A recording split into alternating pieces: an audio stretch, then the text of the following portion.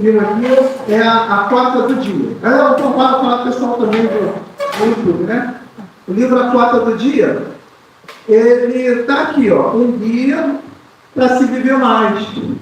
Esse livro é o livro que ensina a você identificar por dia o seu limite.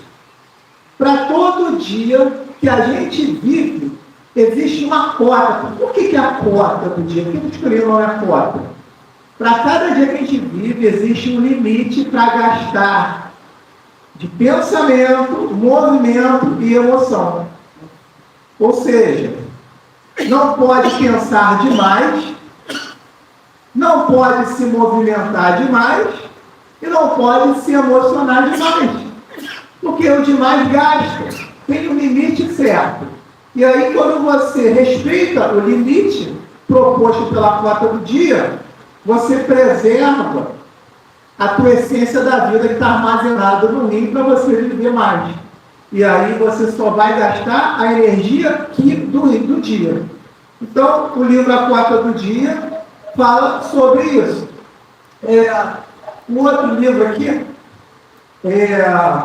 esse livro aqui, eu vou falar, né, que eu já tinha falado antes com vocês no off, que chama A Fuga de Beat. Na verdade, esse aqui é o segundo livro de uma trilogia.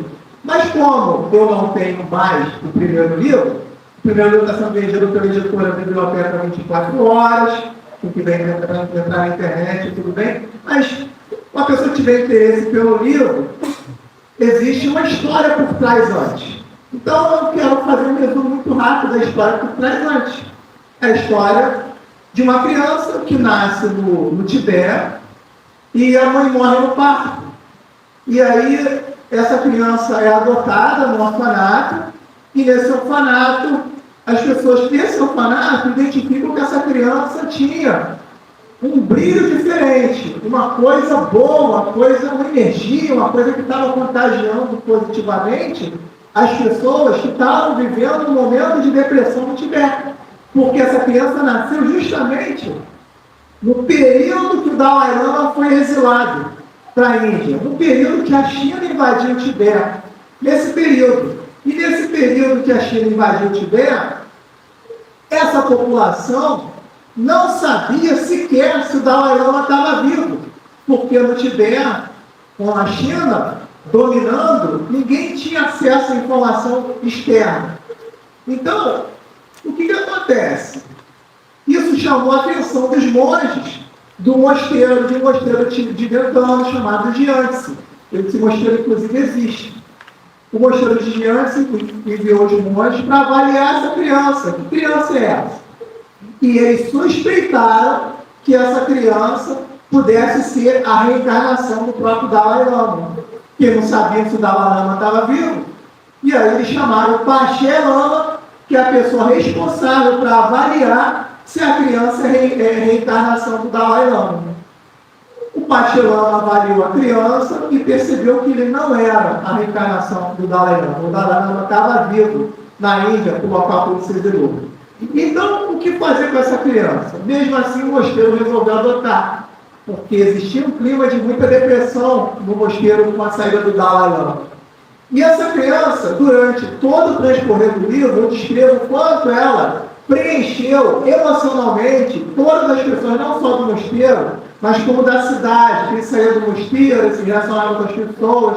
Ele foi crescendo, cheio de mensagens. O livro só é cheio de mensagens. Na verdade, eu usei esse livro, Quando os Anjos Caminham Sem Asas, para colocar tudo que eu aprendi na minha vida de ensinamento.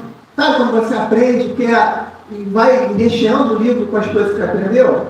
Então, esse livro tem, né, é uma mistura, né, do desapego, de uma criança que tem desapego com as experiências de vida minha que eu coloquei ali. E aí, durante a história, quando essa criança chega aos seus 15 anos de idade, ele descobre que o pai dele está vivo, que ele tem um pai, e o pai dele mora em Portugal, na Europa.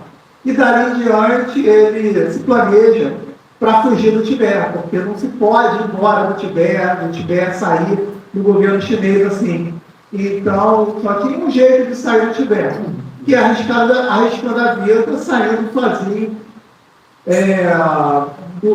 pelos Himalaias, margeando os Himalaias, não subindo os Himalaias, pela rota sudoeste, que é na direção da Índia. Então, o Tibete está aqui, e aí a rota sudoeste, né, te dá assim, melhor, a sudoeste faz assim, ó, e a Índia está aqui.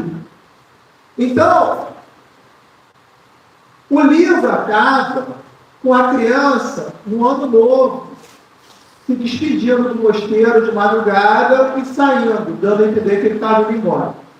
Acabou o primeiro livro. Aí entra o segundo livro, que se chama Fuga de Bidit. Bidit, em trânsito, se chama Sabedoria, é o nome da criança. E aí, ele se planeja para fazer a fuga pela rota sudoeste. Só que acontecem várias coisas, e no meio da história, no meio do caminho, ele percebe que o exército chinês estava ocupando toda a rota sudoeste. Se ele fosse preso, ele ia ser morto, ia acontecer alguma coisa ali com ele. Acontece alguma coisa ali, né, que várias coisas acontecem antes dele tomar uma outra decisão, e quando ele chega a outra decisão, ele vai fazer a Rota Sul. E a Rota Sul é subir todo o Monte Everest. E aí que a grande parte, a parte mais legal da história. Eu descrevo com detalhes como é que ele sobe o Monte Everest, os conflitos que acontecem, sabe? O exército chinês descobre que ele está ali fugindo também. Então existe uma série de situações de sequência de ação muito legal nessa história aqui. Então é a continuação, tá? É a continuação, o desfecho desse livro é muito legal. Então, esse aqui, só para esclarecer, né, para quem não conhece, que é a Fuga de Bidit.